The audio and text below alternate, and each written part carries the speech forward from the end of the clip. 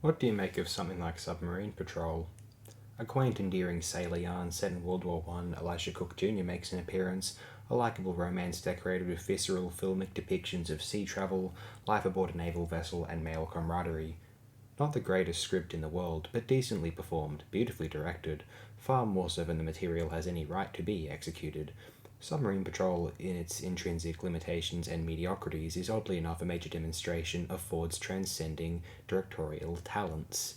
In 1938, Submarine Patrol served the function of a carefree escapist distraction, an amusing comedy yarn for those looking for a brief respite from the stresses or mundanities of the world outside the cinema.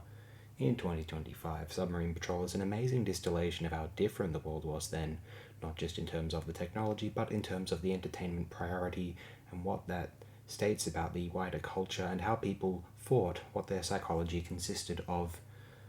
Submarine Patrol was unabashedly about male culture and men getting along, getting a job done, in a way that might be considered binary or narrow minded now.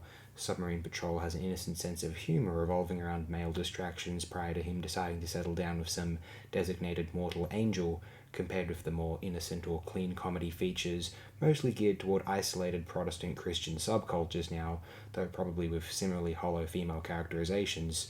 Submarine Patrol is immensely visual and cares about the vector to a viewer for every shot, a sense of aesthetic gratification in every frame.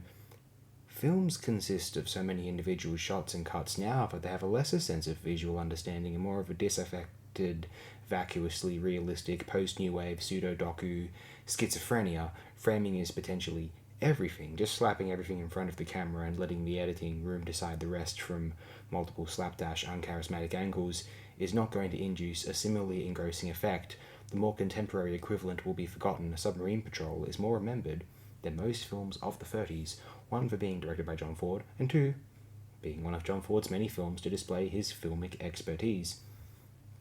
Submarine Patrol will disappoint and bore every modern audience, myself included if I'm not careful, but as a shot-by-shot study on how to make an otherwise banal picture feel at least cinematically fluent and compelling, Submarine Patrol, like Frankenheimer's Prophecy, Dwan's Most Dangerous Man Alive, indeed many of Dwan's later films, or many an Antonio Margheriti Italo B genre picture, is a philosopher's stone of memorable, visually inclined, and transcendent film direction 101.